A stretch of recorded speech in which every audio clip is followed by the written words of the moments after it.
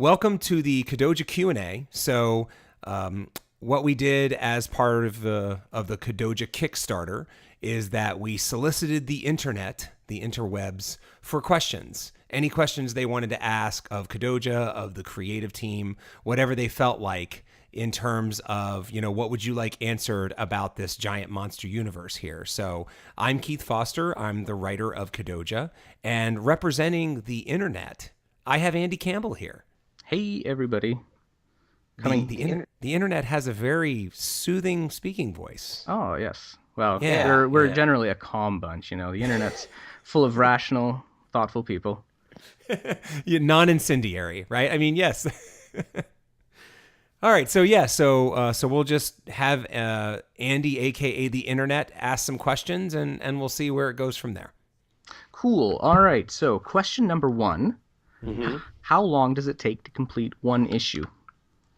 Okay, yeah, no, that's a cool question. So there is a little bit of overlap there, in that for an entire Kodoja story arc, we'll flesh out the entire arc first, and so what I'll do is I will get what's called a skeleton outline, where every scene in the arc, in the story arc, has maybe a 2-sentence description. In this scene, blah, blah, blah. In this scene, blah, blah, blah. Something real high level. And this will be, again, on an arc basis. So we did this for the entire Terror Mountain Showdown story arc. And then after that, we chop them up into what would be kind of an issue format. And then that's when I'll go ahead and start the stopwatch here in terms of the issue itself. So what'll happen is it'll take me about a month or so to write the issue, maybe a little less. And then it'll take Rory about something like a month to do the pencils, and then an additional month to do the inks and do the dialogue. And, again, maybe kind of like a fourth month for Lance to then do all of Lance, aka Elroy Jenkins, to do some of the official layouts, to put some of the bonus content in there, and then to do the cover and get that all set. So you could probably round up or down a little bit. It might take me a little longer to write the issue, but I tend to create a buffer where I'm writing a couple issues or so ahead anyway, so we never have that issue, that concern, if that makes sense. So yeah, something like 4 months along those lines. Because again, all of us have day gigs. We do Kodoja because we love it. We do these comics because we love them. It is not our day job. Cool. So, what's been the publishing history of Kodoja? When did the first issue come out? And we're up to 5 now. So, how long has it been between sort of when issue 1 was published and 5? Yeah, we had a big gap between 1 and 2. So we did offhand, I think we did 1 in June 2012. That's when that was published and ready. And then what we did was we had some conventions in October, and we had a special version of issue 2 come out then called the Convention Special. And then in the meantime, I also kind of had the idea that we were going to reach out to comic shops and see if we can get Kodoja stocked there. So that created a big gap between issue 1 and 2, really. So issue 1, June 2012, a convention-only issue 2 in October 2012, and then we skipped ahead to March 2013 for issue 2, the normal version. Part of that was holidays, part of that was trying to solicit business, get in comic shops, talk to comic shops, that kind of thing.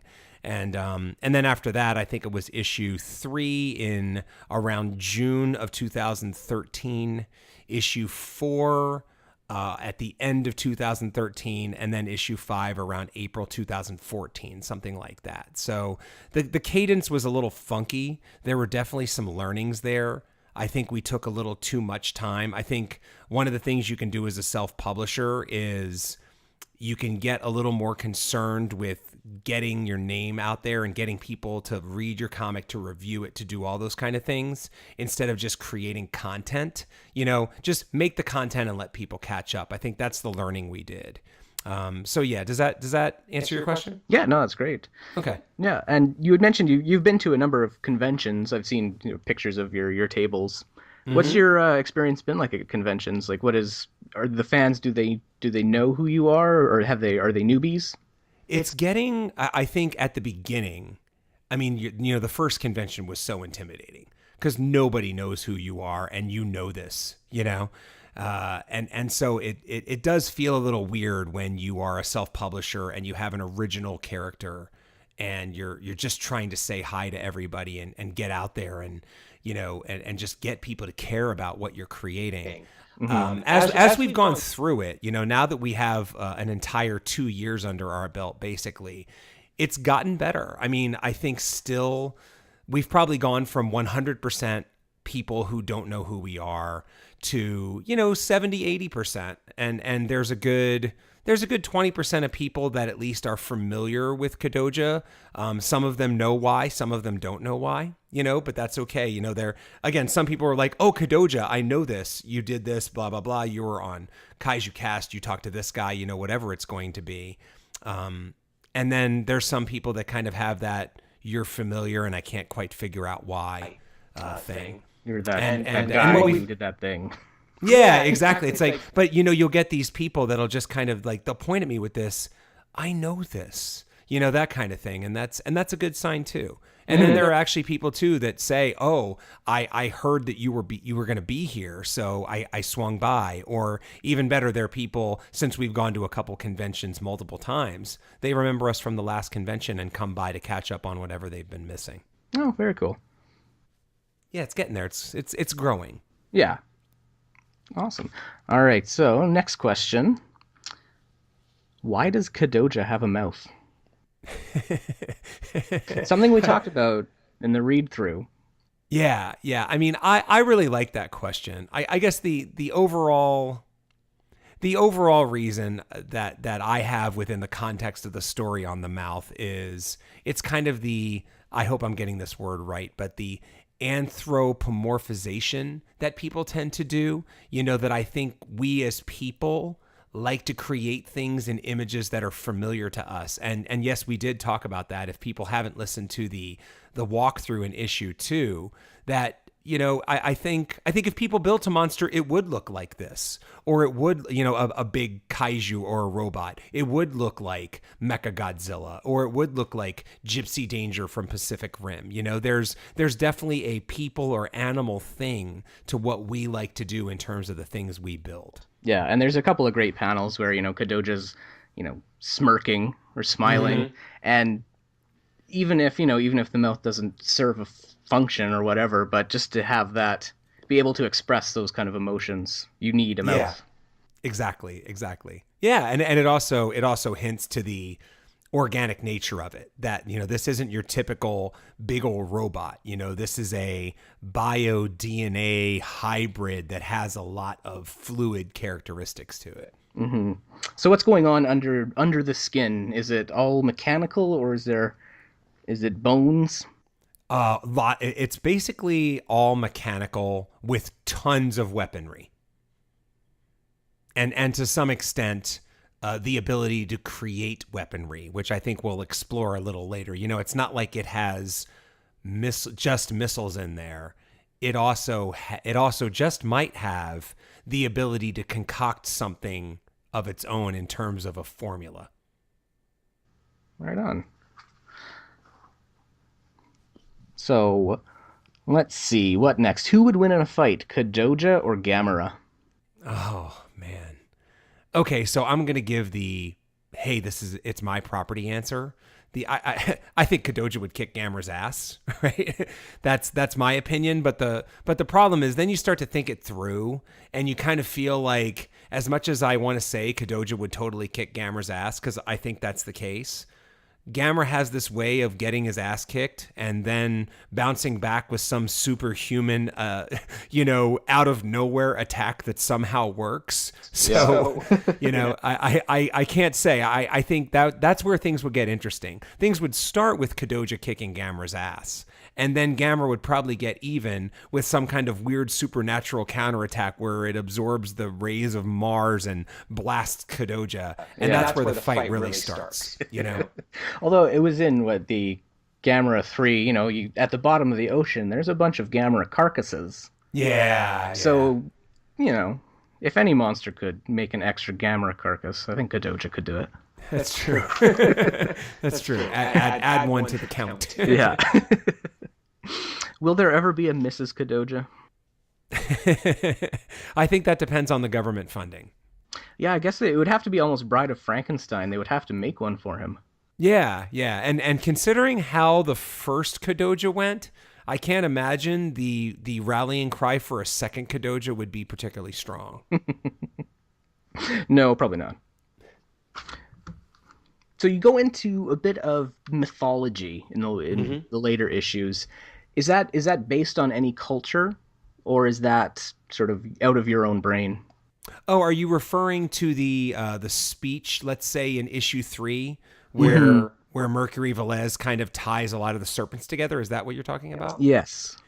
And your question was, is there any one mythology I'm going for there? Well, is it based on any? Like, did you research any cultures? I think it's well. I mean, the overall concept is it's based on them all, and I think that's the fun part. Anybody who writes will, at least this is what I learned when I was first learning writing in classes and screenwriting and things like that. That research is fun, but it is seductive.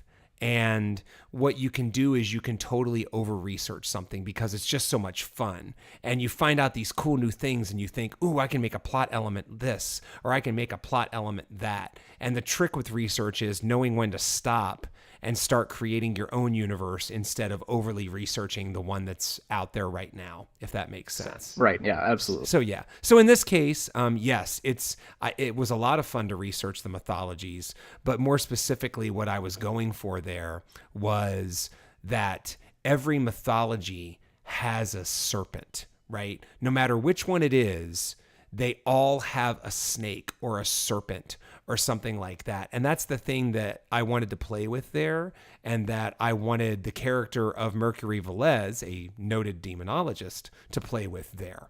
And kind of ask the question out loud. I mean, when you really think about it, it is a curious question. All these people not able to communicate with each other, thousands of miles apart, thousands of years apart, and yet all of them had a serpent god. And that's the thing I wanted to talk about. Is it just coincidence, or is there something there? Is there an actual serpent? Yeah, Are they all describing the same experience? exactly. Oh, very cool. Yeah. Right on. So you said, talking about the fun parts, what's been the most fun aspect of this whole thing? I think the most fun has been brainstorming what kind of creative action sequences you can put in there. Hmm. I mean, the whole thing is fun without a doubt, and it's really rewarding to see all of the thought and research and writing and rewriting and pencil sketches and all that stuff just turn into one completed page. Even it's just so neat to see that. And in my case, since I'm writing and I can't draw, for Rory to be able to take that writing and turn it into something visual is so much fun, because sometimes it'll come out exactly like it was in my brain, and sometimes it'll come out different and better. And that's the cool part, that he gets to take the words that he sees and turn it into whatever pictures in his mind and then translate that. So the whole thing is amazing. But within that, yeah, brainstorming the creative action stuff is just so much fun. Which we talk about in the issue 2 walkthrough, the 5-angle attack, that kind of thing. And then since you've read the whole thing, I don't want to give it away, but the climactic action mechanism that we go with there, that was fun. Yeah, definitely. So if you could choose any Toho monster in the Kodoji universe, which one would you choose? King Ghidorah. It feels like the most Lovecraftian monster to me of the Toho universe. It just has an otherworldly, sinister nature to it that I really enjoy. And I think it would fit very well within the framework of the Kodoja universe. Very cool. Does I that was make sense? thinking, yeah, oh yeah. I was thinking King Kong. Oh, Because it would be cool, sort of, I don't know, dichotomy between, this man-made humanoid and then the, evolved humanoid. mm-hmm. sort of No, like, yeah, you know. yeah, that makes sense. And I mean, Kodoja definitely has some ape-like qualities to it as well. Hmm. Yeah, it would be. It'd kind of be strength versus strength. Yeah, yeah. And they're both almost, the cunning monsters, I guess you could say. Yeah. Cool. All right. Next question. Where would Kodoja take a vacation?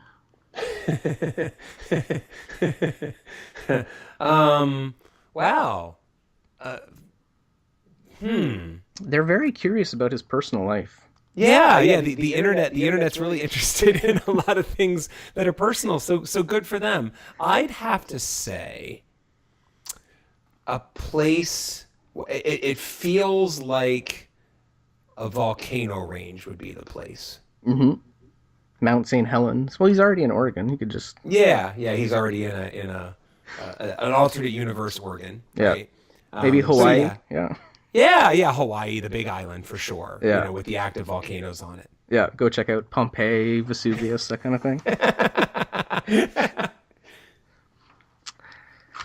All right. So Kodoja, it's not just a comic book. It's a comic book with a soundtrack. Mm-hmm. Tell me a little bit about sort of the music that you guys have made to go along with it. Sure. Well, we are a funk band, so I'm not just the writer for Kodoja. I'm the guitarist in a band called Big Pimp Jones. We've done a bunch of releases on record labels, and the first two albums we did that we released on a record label about 5 years ago were fake blaxploitation soundtracks. So that's our vibe.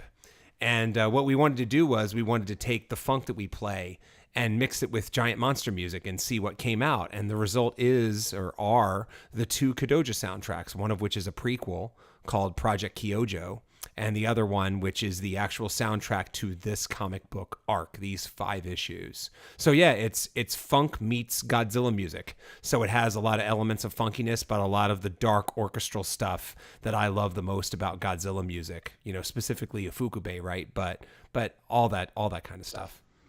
Cool. So if somebody, they get the comic book and the CD, do you recommend, do they pair? Are you meant to listen as you read? Yeah, you're meant to listen as you read. We didn't really pair it up too thoroughly. And the reason for that is because Kodoja was a soundtrack long before it was a comic book. And so I mentioned that we did a couple fake blaxploitation soundtracks. This was intended at its first design to be a fake Godzilla soundtrack. And that was initially what we were going to do with it. We were going to call it, I can't remember what we were initially going to call it, but it was going to have a Lost Godzilla soundtrack feel to it. Well, you know this. We probably couldn't put Godzilla on the cover. I mean, we could, but you're asking Toho to cease and desist you if you do that. Yeah, very litigious company. Yes. So as a result, we were kind of like, well, what's the purpose of a Godzilla soundtrack without Godzilla on the cover? I don't just want to have a photo of mountains, I want the damn thing to be on the cover. And then it goes back to, well, I've done some writing, I've taken some writing classes. I've written a screenplay that never went anywhere. Let's see what we can do and kind of make this the soundtrack to a story that we're doing instead of somebody else's story, take ownership of our own story. So we kind of wrote the story and paired it up with the soundtrack, but the soundtrack wasn't necessarily, you can pair it, but you're not intended to pair certain scenes with it. That will change going forward. Every Kodoja story arc is going to have a soundtrack, and that soundtrack will pair up to specific scenes. Oh, cool. Very cool. You mentioned Project Kyojo is the prequel soundtrack. Will there ever be a sequel comic book?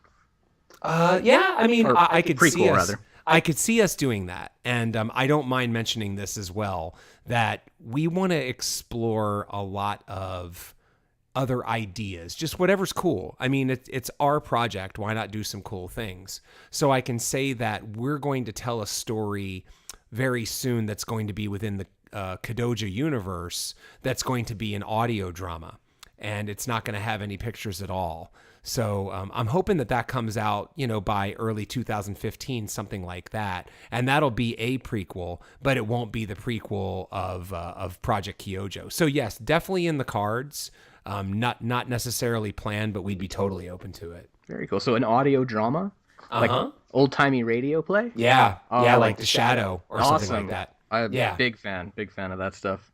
yeah. Or actually, I haven't listened to them yet, but I got them at a swap meet that or no, a comic convention. I got the old I've never listened to them, but the Star Wars NPR radio dramas that apparently were a big deal.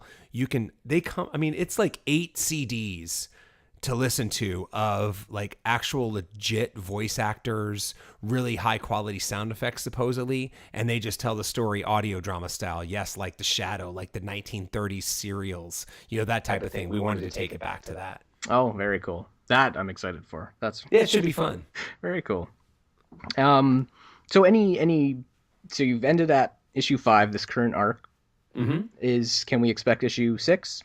Oh yeah. Actually, we're in the middle of the Kickstarter right now, but issue 6 has already, actually issues 6 through 8 have already been skeleton outlined out, and it's just a matter of me sitting down and writing them and beginning that process.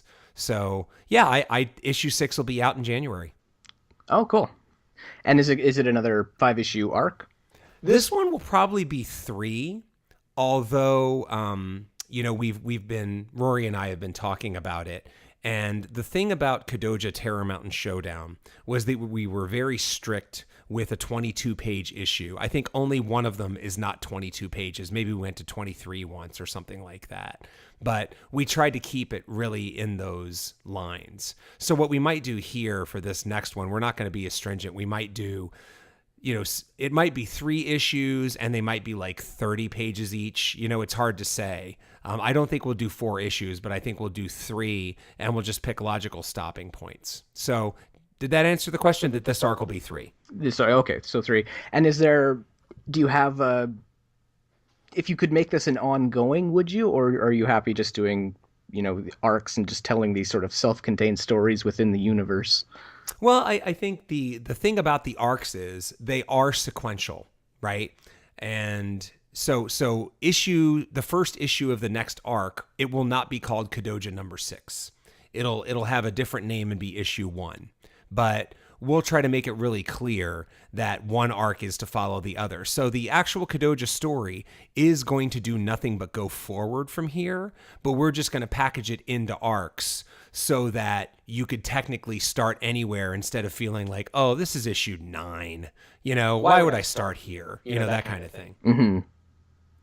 Yeah, so there's a problem that a lot of comic books today have is, where are you going to jump on?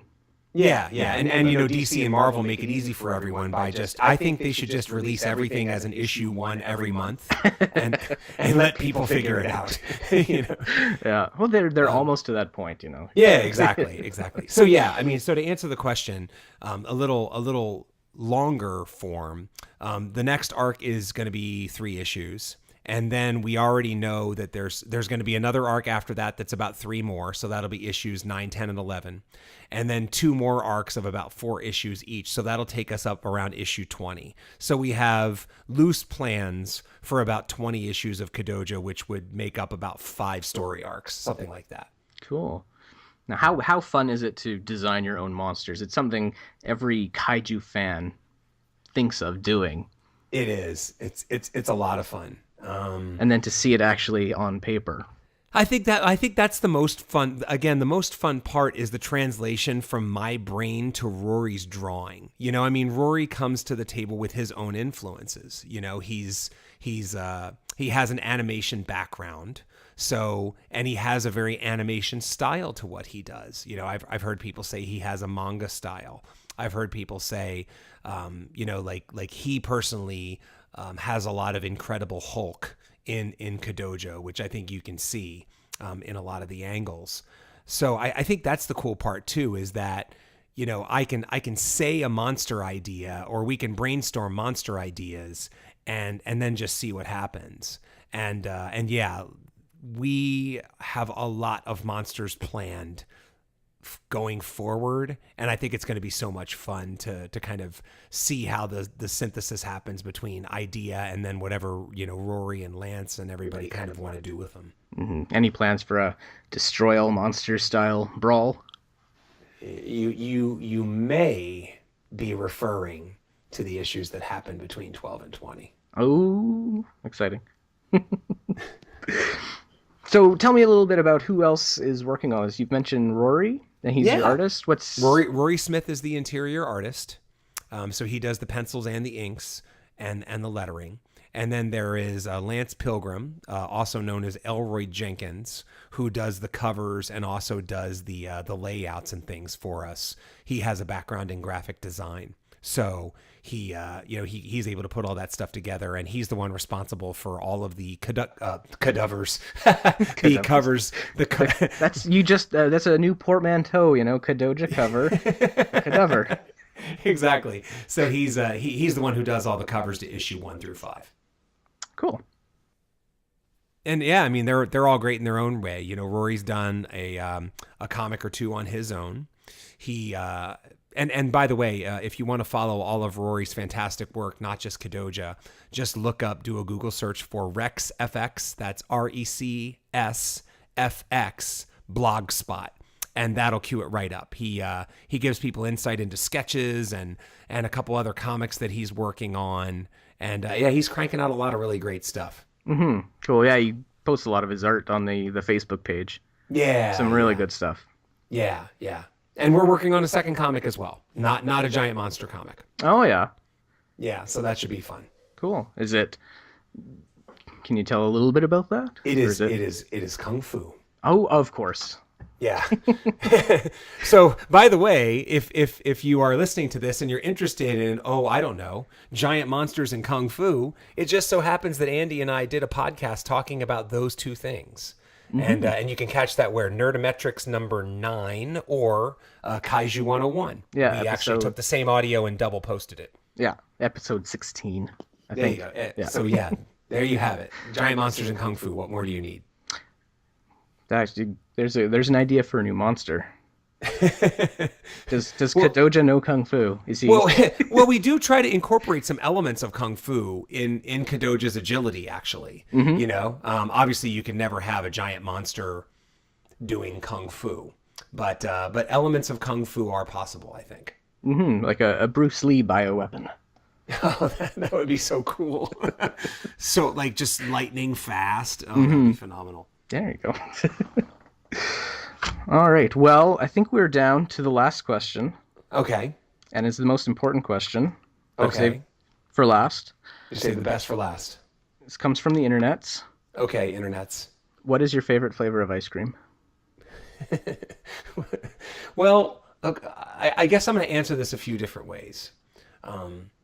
If the question is to me, then my favorite flavor of ice cream, Keith, is pralines and cream. Mm-hmm. That's the one that tends to be my sure shot. Good call. I can't speak for Rory. If the question is to Kodoja, I'm going to go with people. People flavored ice cream. With some, instead of, switch out the chocolate syrup for a little lava dribble. Yeah, exactly. Exactly. Well done, Internet. That was great. Yeah, no, it was fun. All right. Well, thank you, Andy, and thank you for speaking on behalf of the Internet. No problem. And good luck with the Kickstarter. Yes, thank you. And again, continued success with Kaiju 101. Oh, thank you very much.